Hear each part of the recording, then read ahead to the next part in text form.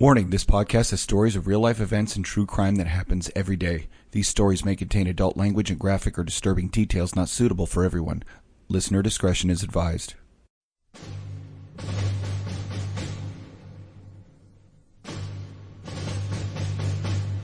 In our society, most people are content to go through their daily lives safely and peacefully.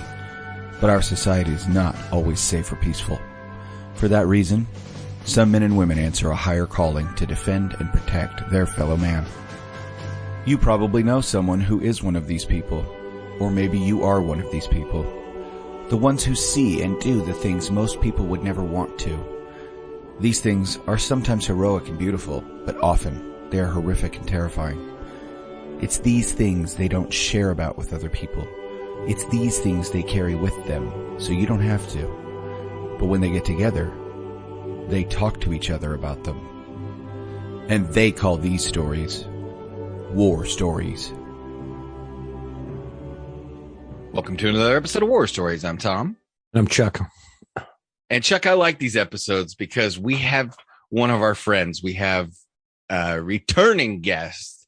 And I always like when we have our friends on, returning guests. This one I haven't had on for a while because he's been busy. What's up, Pete? What's up, dude? What are you doing? They know me as Fidel. I think that was right. what I was going. That was what I was going by when we were doing the original. That's true. Yeah, Fidel? that was Yeah, because he's Cuban. I'm He's Cuban. so we I'm call Cuban, him Fidel. That Going all the way back to Pedro. the vintage Nostalgia podcasts with where War Stories started, and then all the way up into actual War Stories episodes. And you've been in school. I haven't been able to. Our schedules have just been conflicting because you've been in school, but now you're out of school. Tell everybody what you've been up to. I am out of school, so I had tried to do the fire department, but that did not work out. So I took my medical knowledge from being a paramedic for 10 years and went to college, got that piece of paper that tells people that I'm not a retard, and got a license to practice medicine. And now I'm a licensed RN with a bachelor's of science in nursing. I'm actually going to be going back to school. I know it's not the brightest thing, but I'll be going back for my master's and getting my nurse practitioner. So, Ooh, an NP, huh? yeah, then I can actually write scripts. It's like a doctor, but better. Because Yeah. what's interesting is bedside manners. you know, jarheads get this reputation as dumbass crayon eaters, and here's one going for his. We've interviewed some of the smartest jarheads on the planet on this podcast. Don't And don't here get you me are wrong. going I for still your love the red masters. crayons. It tastes like cherry. Um, So You we and thought my we'd son have you should on. a play date. What's that? You and my son should have a play date. Shit, Why, my you like daughter the- too. Both you like those the red ones? motherfuckers.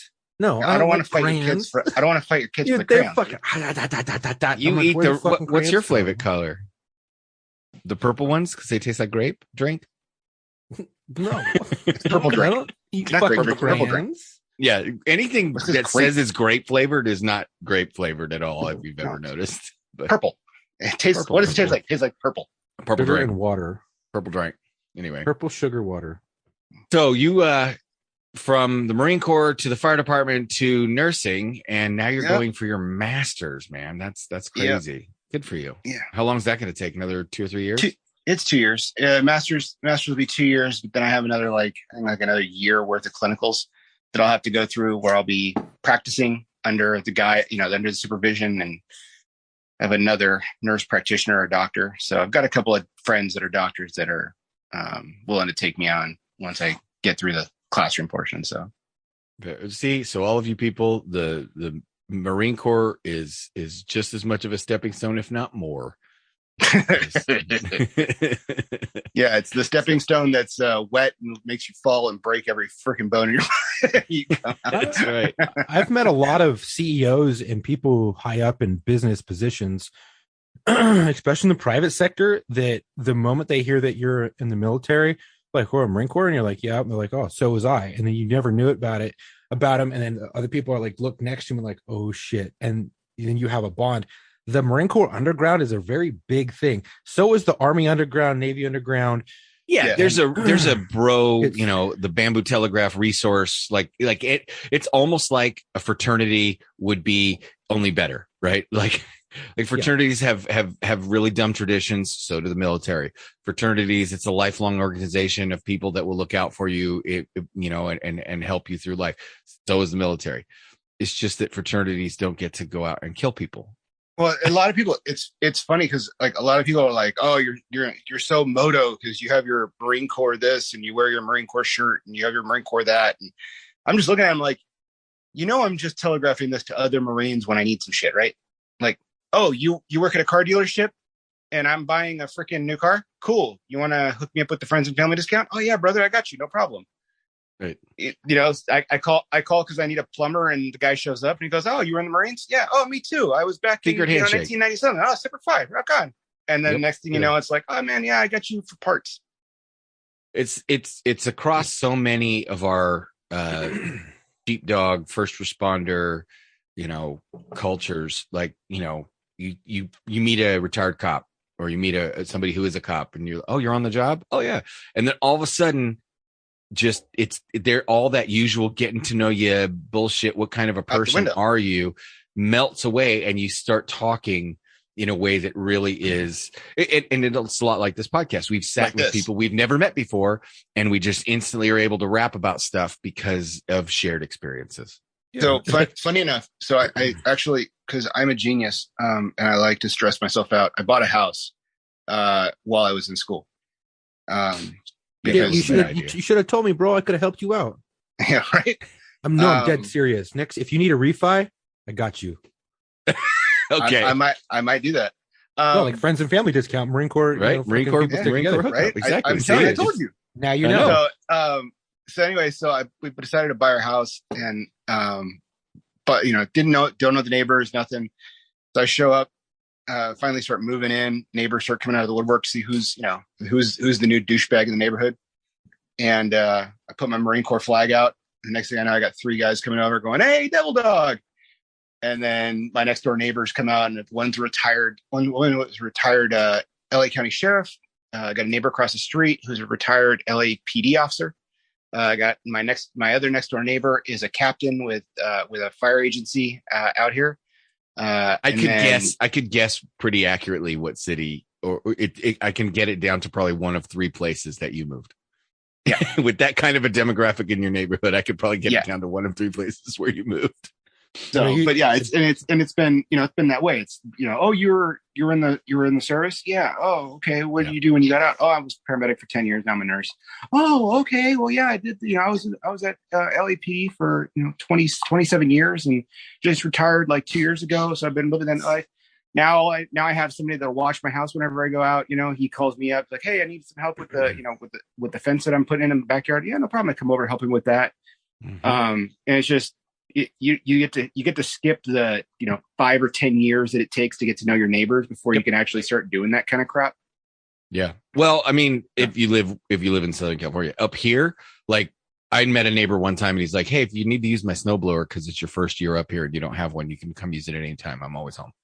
I'm like, "Oh, well, yeah." Again, but again, I moved away from Southern California. That's right. In a free state. I moved back to America. When I moved into my neighborhood, they knew who I was before I even got there because the previous owners were police. They broadcasted to the certain neighbors in the neighborhood that were to the right friendlies. neighbors. Yeah. And when we moved in, I was greeted by all these fucking neighbors. I'm like, "Who the fuck are these people?"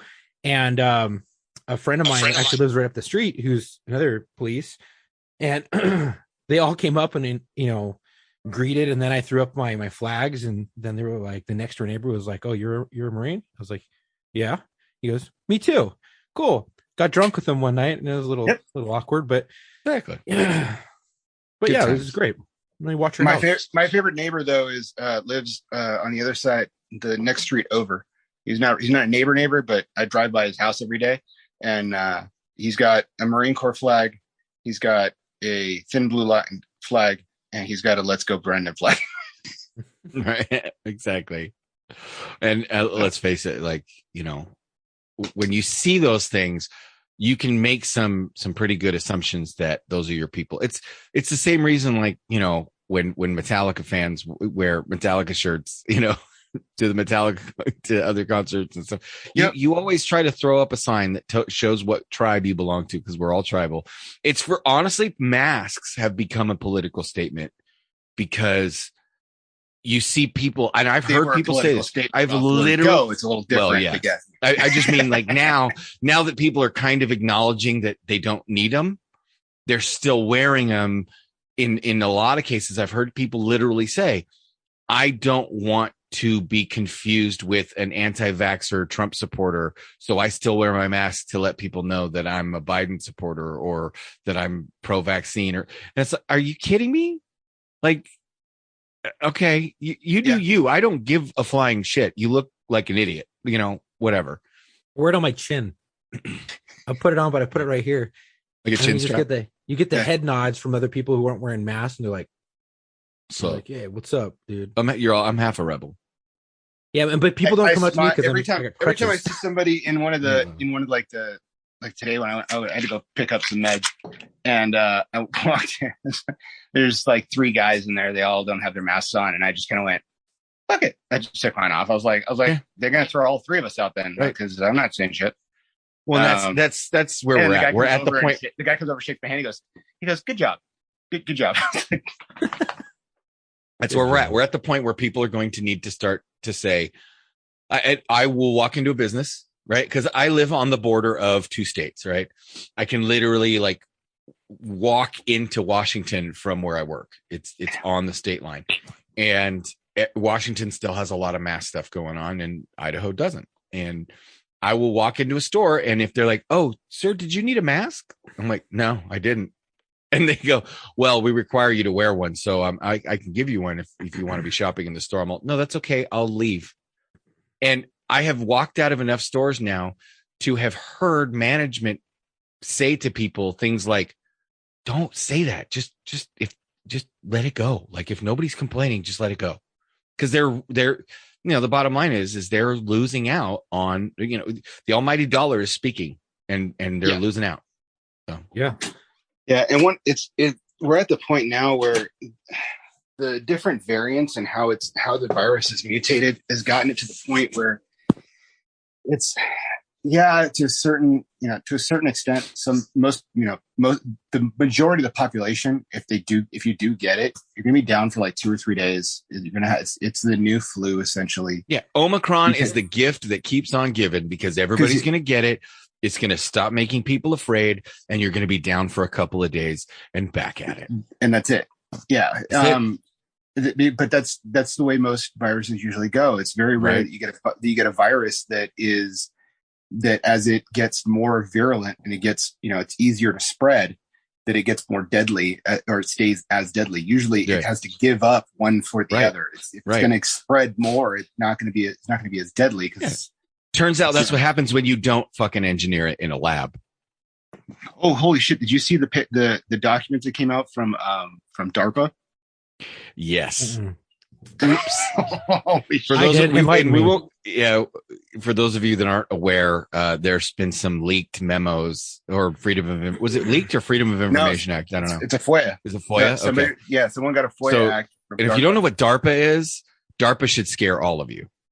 DARPA is like when they start to research how do they manufacture technology that can just kill 3 people, right? Like how do we release a virus that can kill specific genetic code? Like, DARPA does scary shit, right? Scientific advancement, weaponized scientific military research. In fact, I think that show Lost, the organization that was like the super secret military organization that was in Lost, was based on the idea of DARPA, which DARPA is a real DARPA is what came out with they're the ones that come out with like the SR-71 Blackbird. They come out with the concepts for that. They're the ones that did all the testing. It's the think tank that tells you what can be done, and then it's the rest of the scientific community's job to build it. So what was leaked? A document basically that admitted that DARPA was involved in the Wuhan. So here's what happened. They came to DARPA saying, "Hey, we have this virus. It's a new strain of coronavirus, bat-borne, and we have the possibility of gain of function research on it. Gain of function." And DARPA's like, yeah, no, that'll violate the what was the it's kind of like the Geneva Convention, but for I can't remember either. But I forget what it is.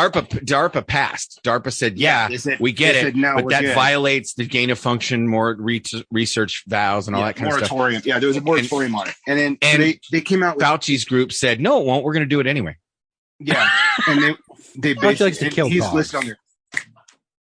Yeah, he's listed on there. Yeah. Yep. So, but I was like, oh, that's freaking awesome. No, nothing will happen because whoever it was that leaked that is going to find their way to suicide. He's going to be singing with Epstein. So, yeah.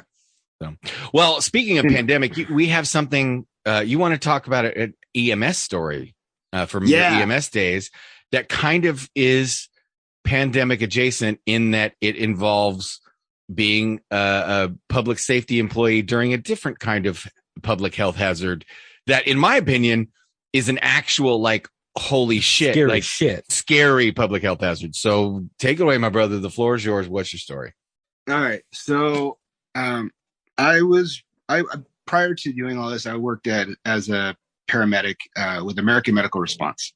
So, wait, can I back up real quick because I want to add something to this, and I think you'll both agree. This should. It's your show, man. This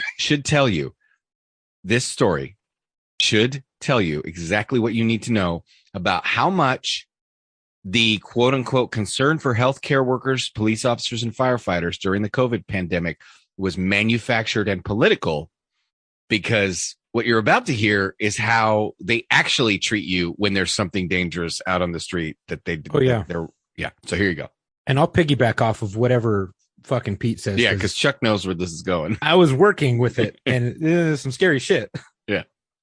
So I was working at in AMR, and if for those of you that don't know, AMR does not pay their employees well. I mean, EMTs are making minimum wage. The emergency medical technicians, people that show up with the fire department, and basically, they'll do compressions and they'll splint your arm or leg or stop your bleeding, get you to the hospital.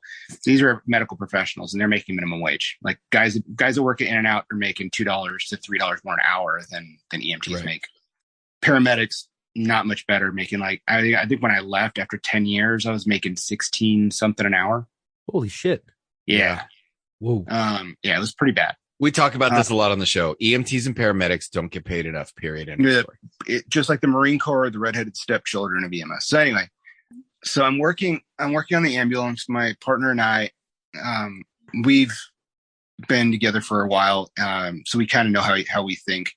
And we get a call out for an unconscious and unresponsive. Now, that's just a grab bag. They're just because you don't know what the hell you're getting on that. Did they overdose? Are they not breathing? Is it some kind of a disease? DRT? Right. So at this time, and this was at the height of the Ebola situation. So this is when Ebola was at its peak and everybody was freaking out. And oh my God, Ebola's here! And we're all what's the time frame? It was like 2015, 2016, something like that. Something like that. Yeah. It really was when Ebola wasn't just something that people died from in Africa. It had popped up in the United States enough to where they were genuinely telling us to watch out for it. They had confirmed cases at LAX. Yeah. Coming in. It was some scary shit. Yeah. So we get to the house of the location of the patient, and the patient's on the second floor. It's a male. Wife's there, and we work side by side with the county fire department. Now, county fire department does not like private paramedics. I don't know why.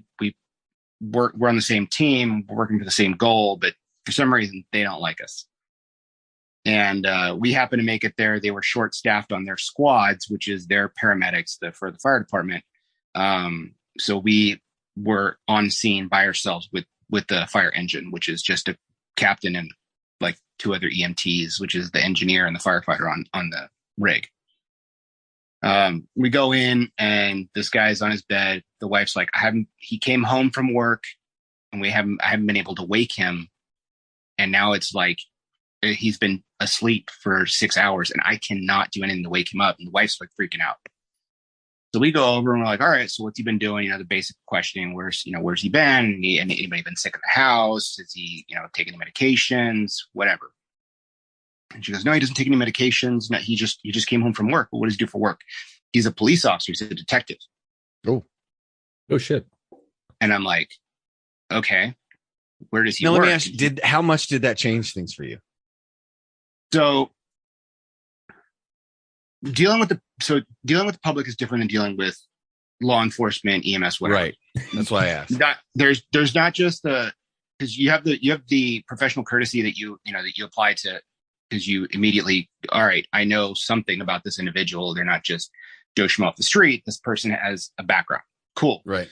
I can run kind of that. Those doors that just automatically get opened when you, like we talked about at the beginning of the show. Right. Now, being that he's law enforcement, he has access to certain locations that most people don't go to. Right. Like a prison, which is where he had spent the last 2 days interviewing individuals at Twin Towers. Oh. And I was like, and for those of you who don't know what Twin Towers is, that is the downtown Metro detention facility that LA County Sheriff runs. It's a prison for all intents and purposes. It's a jail. It's a jail, but it's a concrete twin tower structure that with tiny little windows that essentially looks like a fortified freaking castle. It smells like piss in there. Oh yeah. It's as soon as the doors open. And pepper spray. Yeah. Piss and pepper spray. Yep. There needs to be a new candle. Right? Piss and, I can make it. We'll call it Men's Central. Dude, I can straight make that candle. Dude. Please don't. All right, so I go into the house and we're doing our assessments. Now I'm like immediately thinking in my head, I'm like, okay, so he's been at the jails for the last 2 days. He's been in contact with inmates. We're at the height of Ebola. The guy's not responding. I check his temperature. The dude's burning up. Now we don't actually do thermometers in the field. We use my paramedic thermometer, which is basically wrist to the forehead. But it's hot. It's hot enough to where I touched my wrist to his forehead and I was like, holy shit. Right. There comes a point where you touch somebody's head. You're like, that motherfucker had a fever. Yeah. And then it's kind of like seeing a car go by at 100 miles an hour. You just know what 100 miles an hour looks like. Right. So then, doing the rest of our assessments. And then we're, checking his oxygen saturation and his vitals and all that. And I noticed that his blood pressure is low. His heart rate's through the roof. His breathing is all over the place. And when we get him get him off the bed, we notice that he is profusely sweating. I mean, like freaking, like he is drenched. Soaked the bed. This dude is septic. Whatever he's got, it's legit, and he's not doing well. This is bad. Yeah, because he's not even like normally when a patient is unconscious, unresponsive, usually at least you can get like responsive, just painful stimuli. And right. You do like the sternal rub or trapezius pinch or interdigital pressure, something, and you're gonna get a response. You can get them to react. Even junkies that are dying, you can get usually some sort of response. Yeah, this. And when you don't, it's fucking bad. Right. When you don't. So I sternal rubbed this guy, nothing. I did a trapezius pinch and I probably bruised this guy and nothing. I mean, he didn't flinch. I'm like, we got to go. So now we have to get the guy from upstairs down into our ambulance. Guess who gets to do that? Yeah. You. The guys that get paid really shitty. Yeah. We're going to go ahead and throw their backs out and run the risk of exposing them to something. Right. Because at this point, he got something, but you have no idea what. At this point, I've been here. Right. You've been inches away from him. You've touched him. And he's got your hand. Well, gloved. But my concern is that I've been literally inches from his face, like trying to listen to his breathing. Because, I tried listening to lung sounds and they're really diminished. I could almost barely hear him. So I just wanted to know that he's breathing. And yeah. So now we have to carry him down. So my partner. Did you at least have a stair chair? So you'd think so, right? Our stair chair didn't work. Oh, that's great. Yeah. So we use even with a stair chair, you're still exposing yourself because you're still getting that because of how you have to control that freaking maneuver it. Now with the newer ones, this is prior to the, the nifty tracked ones that they have now, where it's like a tank and it just slides down the stairs. You had to still, even if you put them on a stair chair, you still had to pick the damn thing up. So now you're just not only carrying the patient, but you're carrying the patient and the chair. So it kind of defeats the purpose. Not to mention that when you put a patient on a chair, like if he was to wake up for whatever reason and he's on the chair, he's going to move, he's going to reach for something. And there goes both mine, my partner's careers, my back. So we get this guy, basically we do a GS, a Georgia Street maneuver, which basically just under his armpits, my partner grabs under his knees and we just carry his ass down to the gurney. Right. But that puts his head right here. So I'm like, yippee. Even with a mask, I'm still freaking out because Ebola is bloodborne. If he coughs and that shit gets in my eyes, I've got it. Dead. Yeah. Right. Mm-hmm. If it's Ebola, at this point, we don't know what it is. We just know that Ebola is really big right now. This guy is messed up. Yeah. Ebola's been big. This guy spent 2 days in the Twin Towers interviewing someone. Now, was exposed to all kinds of nasty shit, and now he's burning up and dying.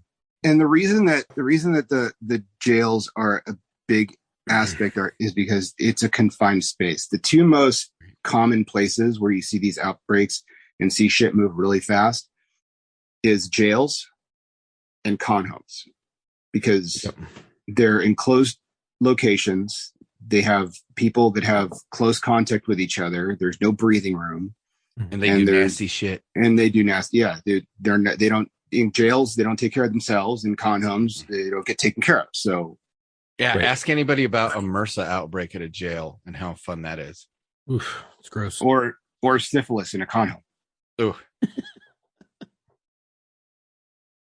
No, yeah. Yeah. They don't use protection because at that age, they're like, nah, fuck it. I don't care. Yeah. So anyway, by the way, con home, for those of you, it's not ex-con, it's convalescent. Like, yeah. They actually have the highest. I just realized like we're STDs. Yeah. Con home sounds ranch. Like it sounds like a halfway house since we're talking about prison. No, we're talking about Wizard Ranch. No, Lizard Ranch. Lizard Ranch. You got to go see the wizard no matter what. So whatever. Yeah.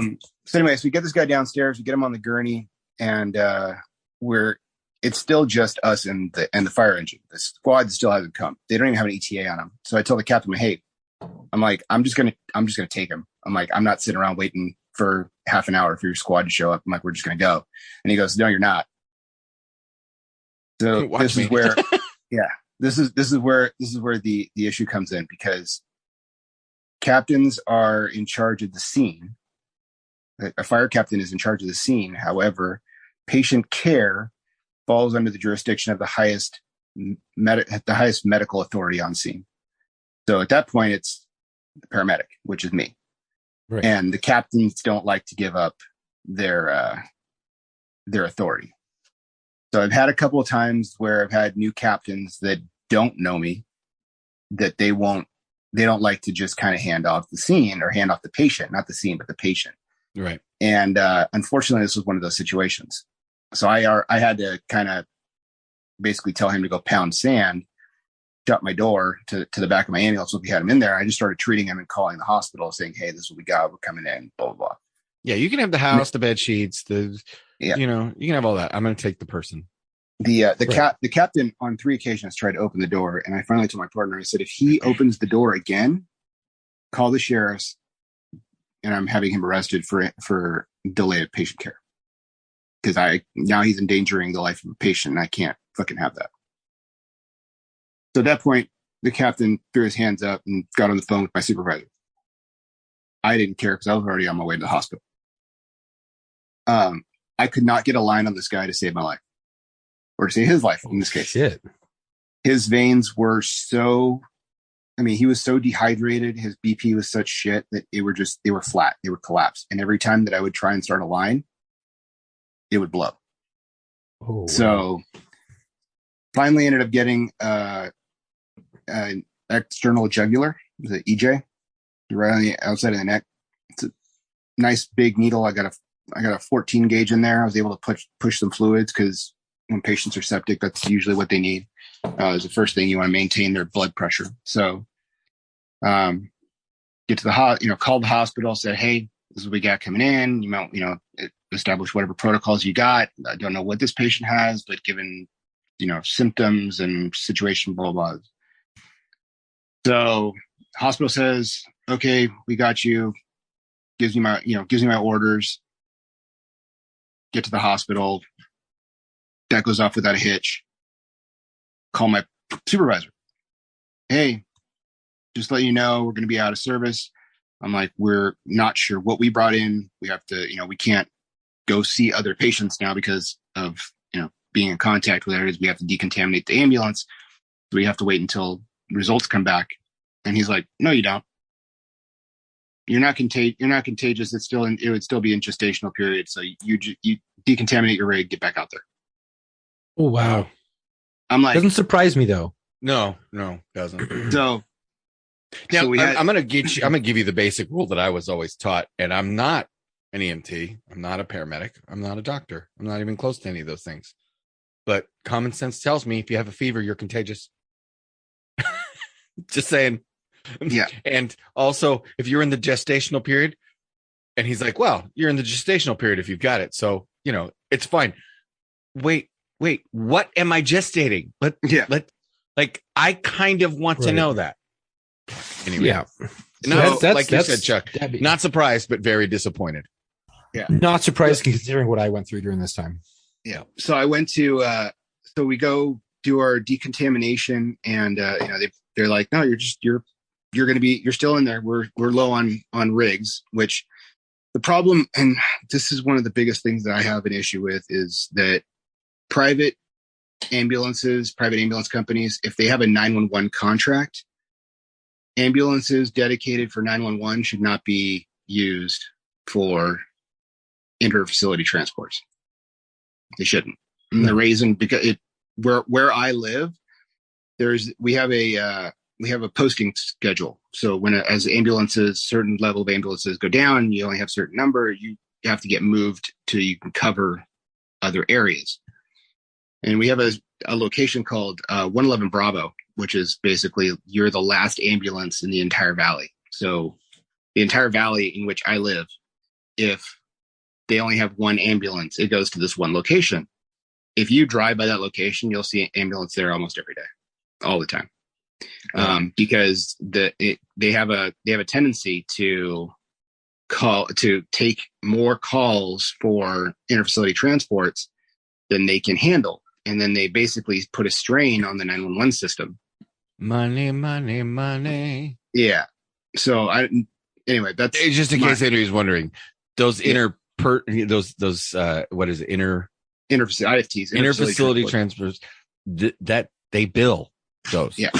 That's a money issue. That's straight up a money issue. That's it. Yeah, especially when you come from a private ambulance company. Yeah, because they're screwing over everybody working. Yeah, it's basically, you have we have 4 ambulances. Cool. We have a call coming out of let's say you're in Antelope Valley. They have a call out of San Gabriel Valley. Right. And you're gonna go run that call right now. Those are hours apart. Yeah. So that's at least a 4 hour. That's at least a 4 hour call where your ambulance is out of service for 4 hours while you run grandma from the hospital to the con home. Mm-hmm. And meanwhile, the guy with the gunshot wounds waiting 20, 30 minutes for an ambulance to show up. Right. So anyway, off my soapbox. Back to the story. My partner and I had finished deconning our rig. They were putting us back in the system. They didn't care that we were just exposed to who knows what the hell we were exposed to. We're at the station, and we had run a couple calls in between then, maybe like 4 or 5 calls. And we get a phone call, and nobody calls the station usually. It's usually like a family member or something. And it's the hospital. And they're like, hey, we need to speak with the crew that brought in patient XYZ. I'm like, yeah, you're talking to him. What's up? So you guys need to come in. The patient does not have Ebola. However, he does have meningococcal meningitis. Oh, That's not like meningitis. That's like the meningitis. right. That's like, yeah, It's Yeah, bad news. so bears right there. bad. Yeah. So they're like, we don't know if if you've acquired it, but we want to get you guys on a string of prophylactic antibiotics and get you, make sure that you're as well treated as you can be. Okay, I'll call my supervisor. So I call the supervisor. Hey, just so you know, we got to go to the hospital. Why would you forget? Not to work for this company? I don't know. So I go, we go in there and we're talking with the doctor and getting an update on the patient and what's going on. This guy, now understand, this dude was fine the day before. The wife said that he was normal. There was no he went issue. downhill fast. Within a matter of like 12 hours. Yeah. He was unconscious, unresponsive, fever of 105. Whoa. 105. It was 105.3. And just, totally screwed. They had to transfer him to the ICU on isolation. He was, they were monitoring his intracranial pressure because his brain had swollen. That's how bad the infection was. And they said they didn't think he was going to make it. Shit. So my partner and I decided to keep a close eye on this guy. The guy was in the hospital for 3.5 weeks. My partner and I going in there like every shift when we're going into the hospital and checking on this guy to see how he's doing. He didn't regain consciousness for like a week and a half. He was in a coma for a week and a half. Yeah, Finally meningococcus meningitis. That's where it basically causes the swelling of the spinal cord and brain, right? If I understand correctly. Yeah, it's your meningeal layer that actually it's inflammation of the meninges, which causes the pressure and the fluid, like all that right. stuff. So and your body's going and tries to cook it off. Your brain and spinal cord are basically stuck in like a solid pipe, and it's capped off on both ends. So there's only so much that's allowed in there. So anytime that anything backs up in there, there's extra pressure. The last thing you want to do is, it's going to find path of least resistance. There's only one hole in there's only one hole in your skull, and that's the base of your spine, your brainstem. So, so anyway, so we go back and forth with the supervisor saying, hey, we don't, we need to change how we do this whole contagious disease Ebola thing. So because of that call and because of everything that happened with the Ebola thing, we had to actually put into place a protocol for dealing with pandemics and outbreaks because they didn't have that before. Right. Which, it's not a big deal for an ambulance company, but it was who needs a protocol for an outbreak? Fuck it. It was a fight trying to get them to understand that we needed this. They're like, this will never happen. There's never going to be an outbreak like this again. It's not, this, that never happens. You only see that in movies. And I'm just kind of looking at them like, do you know what field we work in?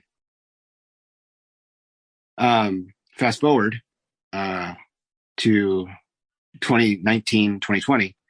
And they're using the same protocol that they have put in place for my call to deal with the COVID exposure. And fortunately, there are very few AMR EMTs that have gotten COVID and that have had to actually be down. Most of the guys that did get it were mild, and they didn't get it at work. They got it at home. Right. And what's funny is that during this whole Ebola thing and then the start of COVID, during Ebola, we were briefed in roll call like, hey, we've had numerous cases that have come out of LAX regarding Ebola. Ebola is now an outbreak in this area. So they're like, be careful out there. We're like, hey, knowing what Ebola can do to you, what's in place regarding us reporting or like responding to scenes and stuff like that of people who are dead or sick or shit like that, or possibly contaminated or have Ebola? What do we do? They're like, respond as normal, wear gloves. And we're like, what about masks? Nothing. Well, we don't have any. Okay. What do we do? Well, if the person's positive, just let us know, and then we'll try to get you to the hospital. And then that was it. It was super vague, and we're like, what the fuck? And this went on for months. And we're like, dude, we had no word. They weren't briefing us in roll call. Really, we would have to ask about it. And everyone was kind of keeping it hush hush. And we're like, what the fuck? Like, this is some scary shit.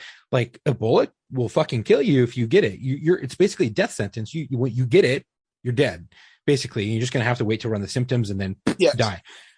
So yeah, right. Like nothing. There's a chance you'll recover. There's a chance to recover, but super slim. It's a roll of the dice. It's kind of the opposite of COVID, where there's a chance you'll die. No. Ebola. Right. There's a chance you'll recover. So most people who were getting it were dying, and what we were being told, we're like, what the fuck? Then fast forward to the COVID outbreak. Nothing was put in place for us, and we're like, hey, like, what, like this COVID thing, like, that seems weird. What the fuck is going on? Like, they just shut down the airports and stuff, and we're like, well, what are we doing? We're like, hey, we don't have anything for you. Just respond as normal. Wear gloves if you think you need it. We're like, okay, the same shit as Ebola. Okay, this is weird.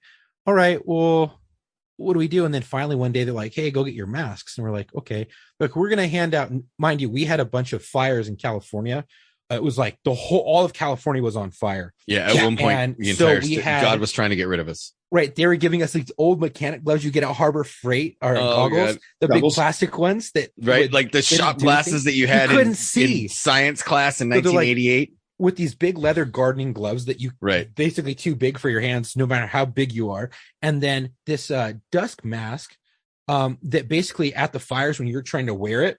And it had this like plastic ring that would come over your face. You would still get a bunch of soot and smoke through it. And it was basically, you just take it off because you couldn't breathe in it no matter what, because you were just sucking in smoke. And so they're like, we're going to just hand out those. We're like, okay, well, how many do we get? One. Okay, well, what about the mask? There's only one in there. We just reuse it. The fuck? What happens if it breaks? Like, it doesn't really fit that well. It's uncomfortable. And they're like, that's what we got. Oh, well. And we're like, what the fuck? And so you're sitting there like, this is ridiculous. And they weren't mandating masks at that point. You're like, dude, this is crazy. And then even when they were like, okay, mandate masks, you're like, okay, well, where do we have masks?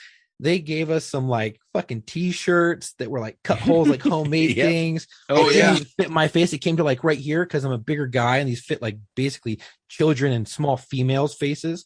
And then they were like, okay, well, we'll give you some other masks. And then these were just like another type of like cloth material that you could fart through it and still smell it and probably spit through it and it would come right out. And you're like, this is shit. Like, if this is so bad, why aren't you giving us good masks? And finally they were like, oh, we'll give you like regular, like those like 3-ply masks. And you're like, okay, those are dog shit anyways. And then they're like, well, what about N95s? And they're like, well, we don't have any. We're like, okay. And you know, it was just like this big like hurdle, and then they'd run out, and you're like, this is so mismanaged. This is some bullshit. You mismanaged COVID, you mismanaged Ebola, and it's like, so it doesn't surprise me. And the thing is, it's across the board. So when I was in, and you know this, Chuck, because when you're in the Marines, fucking, they say that, you know, Semper Fi. No, make do. That's Marine Corps motto is not Semper Fidelis. Let's just get that straight. That's their public relations motto. That's their PR motto. The actual relation is Semper Gumby, or always flexible. Yeah, always flexible or make do. Because we got the bottom of the barrel shit. We never had anything. I mean, when we were in Iraq, we didn't have the vehicles we needed. So we were going down to the port when they were offloading vehicles, and anything that wasn't claimed right away, we were taking a stencil and a can of black spray paint, putting in our freaking new numbers on it and driving that shit back. Oh, dude, my homie in the Marine Corps, he was a SWAT team member on our sheriff's department where I was a cop at, and he was a Marine during the late 80s, early 90s. And he was on maneuvers and out doing exercises in fucking Hueys that had bullet holes from the Vietnam War. Oh, yeah. We were still So- using the same freaking radios they used in the Vietnam War. Right. Like to give you an idea, like everybody knows whatever you get from the government is surplus gear made by the lowest bidder. Like it's not like Holy shit! That's what makes me laugh whenever they say, "What is it? Military grade?" I'm like, military grade, right? I just saw a meme about that where it's like civilians when they hear military grade and their eyes are all big, and veterans are like, "Oh, fuck, great." Yeah, no. But you know, I think it comes down to, like, I mean, obviously that stuff comes down to budget, but when it comes down to organizations like that responding to stuff, I think they just don't know how to even wrap their mind around it, and they're so not prepared for it, and there is no other alternative. And that's not it. I can tell you right now, it all comes down to budget. Everything comes down to budget. Everything comes down to dollars and cents. Ultimately, that's what we don't know. We don't have the money, and we don't know how to deal with it. Because everything comes down. Because think about it: the amount of time that it takes to actually formulate a standard operating procedure, that's time and hours and pay. Mm-hmm. Then that has to get reviewed. It has to get approved. It has to go through legal. Then you have to get the bean counters. Then you have to go. Yeah. Then you have to get the bean counters to go through it all, itemize all the crap you're going to need in order to actually put this into place. So it really doesn't. It's not a matter of being not understanding the scope of what's going on, and it has nothing to do with not. I really think it does, because when they understand, they may understand the scope of what's going on, but there's an element of, we don't have the budget for this, and we can't freak these cops out. We can't freak these paramedics. They just have to go do their job. That's just too fucking bad. So what we're going to do is we're just going to fucking lie to them and tell them it's fine, and give them a pat on the head and these token instruments of, like, make you feel better, like the fucking t-shirt masks, and do something to say you gardening gloves, and exactly. And you get to, I'll give you a perfect example, in my opinion, of I was there when a guy got needle stuck, right? It happened to me twice. Sure. Got needle stuck searching a bad guy. And this goes to your point of not knowing, like, the psychological torture of having to go 10-8 or going out on your calls on the rig when you just got exposed to God knows what, and Ebola's going around. How are you going to focus on patient care when you're sitting there wondering, do I have fucking Ebola? Am I going to die in a couple of days? Or something like that. Well, he got a needle stick. He couldn't sleep with his wife for 6 months. He didn't know if he had AIDS for a while. Like, this was back when it was really, really, really, really, really scary. And the department had protocols in place. They knew how to handle it. They knew how to deal with it. It was one person. They could manage his fears. They could manage the department's fears. They could tell everybody, hey, just be careful when you're searching people and stuff like that. They can do all that stuff for a needle stick. But what about when every single person in the department gets a needle stick at the same time? Right? Like, it's kind of like, well, there's that comedian Eddie Izzard who talks about, we know what to do when you murder one person. You sentence you to death, right? And we know what to do when you murder 10 people. We put you in a room and we study you with doctors and scientists. But we don't quite know how to deal with somebody who murders 1,000 people, because then we're like, oh, you must be very tired. like mass scale murder. There comes a point at which our brains, I think, even this happens to administrators and hospital leaders and chiefs of police. There comes a point where you're like, this problem is so big. I don't even know. We don't have the money. There's no masks. We can't stop the world. We just have to keep going, and fuck you. That's what you signed up for. Get out there and work. Here's some stuff to make you kind of feel better, because I don't need a massive revolt on my hands. That's like, they're literally just putting Band-Aids on shit and telling you to get the fuck out there. Now, I can tell you right now that it's one thing to have all that going on, and then there's two ways to handle it. One is the way that it usually gets handled, and that's the way you described, where it's here's the Band-Aid, and pat on the head, you'll be fine. It's not that big a deal. Lie to the employees and make just because heaven forbid. Then there's the way that should have it happen, and I can tell you right now that individuals, and this is one of the issues that I have with how upper management doesn't really understand the rank and file. I'm going back to another Iraq story. When we were in Iraq for the first tour, for my first tour in the initial invasion, they gave us the stupid malaria medicine, right? Right. Yeah. And the deadly hydroxychloroquine. Yeah. So they gave it to us. And they're like, you need to take this. And Right. my corpsman was like, okay, gather around. I'm going to pass these out. And he handed us little hydroxychloroquine packs and whatever. It's like, you have to take these. Before you take it, I'm just going to read something to you. And he turned it over and read all the possible side effects and whatever. Now, you can take it. It's up to you. Or we can write your name down. You tell us you take it. And then you can do like I'm going to do and bury this thing in a hole. Because I would rather deal with the malaria and be shit in a hole for freaking whatever and get treated afterwards than to prophylactically take this shit and have it possibly do some damage to me. Okay. That's an informed choice. Right? Now, if you were to do that to the rank and file on something like this, like say the whole thing with COVID or with Ebola or with whatever the next freaking virus that's going to get put out there because there seems to be one every 5 years, and say, hey, here's the situation. This new thing's come up. We're working on something to do. We're not really sure what we can do yet. This is what we got so far. Not sure if it's going to work, but it's the best we got. We still need you to do your jobs. We're still going to do our jobs. This is what we signed up for. How many people do you think are going to be bitches and just going to go, nah? You're going to Not get very one or many. two. Yeah, you will. One or two. Yeah. Yeah, But you're going to get one or those two. are the people that shouldn't be there in the first place. Those are the people that shouldn't be there in the first place. The rest of them are going to go, all right, man, let's get to work. Because Yeah. you don't, that's the other thing is the sheepdogs don't do it for the pay. It's the calling. It's, you know, like for me, getting into medicine was not, I didn't do it for the money. Obviously, as a paramedic, I definitely didn't do it for the fucking money. I did it because I wanted to help people. I did it because I would think about what would happen if my family needed me. I wanted someone to be there for them. So I wanted to do that Right. for other people. And that's what law enforcement does, fire does, paramedics, doctors, all right, they get paid well enough. But still, they get into it because Doctors they are want to help.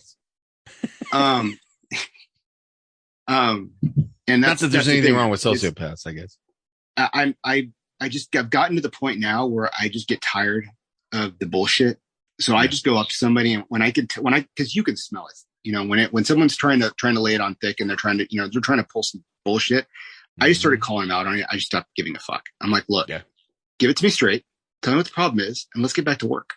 Like, cause I mean, worst case scenario, I got nothing. I'm going to go back and do my job and we're in the same boat. But if you tell me what the problem is, motherfuckers are ingenious. You get the rank and file together. They're going to, I mean, Chuck, you know the Lance Corporal Underground. You give them freaking, you know, you tell them there's pussy on the other side of a wall. You give them 2 sticks. They're going to find a way to breach that wall. Yeah. I mean, you know, They're we're gonna pretty think that they're gonna resourceful work the guys. problem. Yeah. So, and that's the thing is, I wish that we were past this whole mentality of, oh, the peons don't They understand. can't handle it. You know what? Yeah, It's or they fucking can't- crazy because you have people in jobs that are in charge of hundreds of thousands of people. They're in a leadership position, yet you treat them like a fucking child. And the thing is that major organizations, police departments, fire departments, any first responder agency preaches transparency, but there's no transparency when it comes to rank and file and officers because it's like, oh, they can't handle the information, they can't handle the truth. But you're like, transparency, what you preach to the citizens, which is supposed to build morale and trustworthiness and shit like that, you need to have that with your rank and file, because if you don't, you're not building that morale and that trust with the people that work for you, who are supposed to go out and do a good fucking job. And the thing is that you could give us shitty news, but if you're transparent about it and honest about it, we will trust you more, and there will be better morale and camaraderie because Right. you're not pitting We people all against in each the other. suck together. Exactly. And that's the thing. stupid. My grandfather used to say, "Don't pee on my leg and tell me it's raining." Right. And it like, I love that it's- saying. Exactly. And if somebody has to, if we all have to eat a shit sandwich, I mean, let's face it, you know, if you join the military or you join law enforcement or you join public safety in any way, shape, or form, at some point you will be served a torta de mierda and you will have to eat some of it. And here's if the boss comes to you and says, look, here's the shit sandwich, everybody has to eat one bite, and I'll eat a bite too. And everybody's like, all right, boss, let's you first. You know, fine. But what That's ends the up difference happening between a is, boss and a leader. yeah, there's somebody who's going to come in and go, no, it's peanut butter and jelly. It's peanut butter and jelly. It's peanut butter and jelly. Well, you eat it first. No, I already ate. I'm sorry, I'm not hungry. That's fucking bullshit. That's different, and that's what we're going to deal with. Yep. So anyway, I appreciate you coming on, and I thought that story was really, I guess, take it or leave it for what it applies to this day and age right now. Yeah, but right. That kind of shit's going to happen. And normally at this point, we let our guests dedicate their episode to a fallen brother or sister. But in this case, Chuck has one that's a little bit personal to him, Pete. So we're gonna have Chuck take the dedication of this episode over right now. Yep. So I'm going to be doing a dedication. I'm sure a lot of, if you follow our Instagram page and Facebook, you saw us post an LAPD badge with a morning van across it and some information on it. Police Officer 2 Fernando Arroyos of Los Angeles Police Department and here in California. End of watch was Monday, January 10th, 2022. He was involved in a shooting which occurred off duty. ODMP, the officer down Memorial page, because he took action and he tried to save the life of his fiancée or girlfriend and himself. They gave him a line of duty death, which I was super ecstatic about, and he it means put a lot. himself on duty. And the crazy thing is, it happened in LA County's area, and the sheriff of LA County, Villanueva, he is bypassing Gascon and going straight to the U.S. Attorney's office. Yep. Because and all the LAPD officers were saying thank you because this means a great deal, because now there possibly will be some justice to be served. Fernando Arroyos, police officer Fernando Arroyos, was shot and killed as he took police action when 3 men attempted to rob him at the 1700 block of East 87th Street. He and his girlfriend had stopped to look at a house that was for sale and were crossing the street when 3 men got out of a vehicle and attempted to rob them at gunpoint. Officer Arroyo directed his girlfriend to safety as the men opened fire on him. He was able to return fire before being mortally wounded. He was taken to a local hospital where he succumbed to his wounds. And I'm going to stop it right there. He was taken to a hospital inside of LA County shops. Those deputies that were at scene drove him immediately to the hospital. Where he succumbed to his wounds, 3 men and 2 women were detained in connection with this, with his murder. Officer Arroyo had served with Los Angeles Police Department for 3 years and was assigned to the Olympic Division. He is survived by his mother and stepfather. His age is 27. He has 3 years on the job. His badge number is 43835. He died of gunfire. And Olympic, my heart goes out to you. There's a bunch of good dudes there, and I know you guys are hurting. I personally know a lot of officers there at Olympic Division for Los Angeles Police Department, and they are all good dudes, and they welcomed Officer Arroyo into their ranks. Officer Arroyo is a good dude, and he died a hero. He died saving his girlfriend's life when 3 assholes decided to try to kill him and his girlfriend while they were looking at a house. So this goes out to you, brother. We have it from here. Rest easy till Valhalla. It's pretty shitty. These senseless attacks need to stop. I mean, it's complete bullshit. And there's so many of these robberies that are being broadcasted in Los Angeles, in LA County. He was vigilant, and unfortunately he was ambushed by 3 suspects, and fire superiority kind of just took him out, and that's really sad. But he stayed in the fight. He returned fire, and he gave it everything that he had, and he went out like a fucking hero. So, rest easy. We got it from here. Yeah. Pretty shitty day for Olympic Division, Los Angeles Police Department, and his family, and his mother. It's not like he was out doing his fucking job. He was out helping shop for a home and had to put himself on duty to defend his family and friends. So, you know, he did what any one of us would do. Yeah. We just wanted to recognize his sacrifice. So, Mhm. Pete, it's always fun having you on. I've known you. God, I've known you since you were a teenager. Before you, I remember when you said you were going to the Marine Corps. We're like, yeah. So, it's been a long time. And 22 years. Yeah, something like that, right? Our friendship's old enough to drink, really. So, Chuck, do you have anything on? Those our Whoopee hoodies are going fast. Just so everybody knows, they're going fast. Get on there, order some. If you live in Canada, you're gonna have to pay for your shipping. So order, a shirt, some patches, make it worth it. make it worth it. I have a couple of hats that aren't on there. So if you're from Canada or from other places and you're like, hey, do you have any hats or whatever, and you want to grab one, maybe you live far and the shipping is expensive, and because you're out of the country, let us know. Go to booking.warstories@gmail.com. Again, that's booking.warstories@gmail.com. If you want a spot on the show, we've gotten a lot of good emails in. You can also, if you forget that, go on Instagram, Facebook, DM. We will send you to the link and we'll tell you, hey, just click on the link, go to the booking email and click it and put your application in to get a spot on the show. Again, that's booking.warstories@gmail.com. Don't forget to go to Wix at the website, purchase some gear, some Whoopee hoodies. Support the podcast. Exactly. I don't know how long they're going to be there, so grab them now. We only have a limited supply. We don't have, we can order more, but we don't have plans to order more. So this is right now a limited supply offer. So for sure, get those. I do say this. I wear normally an extra large, so I put an extra large on. They do kind of fit a little bit big. If you were a bigger guy, go with your true to size. If you're a little smaller and you like to wear larger things, I would probably go with probably the size down. I mean, they do fit pretty big. If you are taller, go with the bigger size, the extra large or whatever. Yeah. But a large for people who are like, oh, I wear extra large, you could probably fit into a large. I'm not gonna lie. These depends on how baggy you want.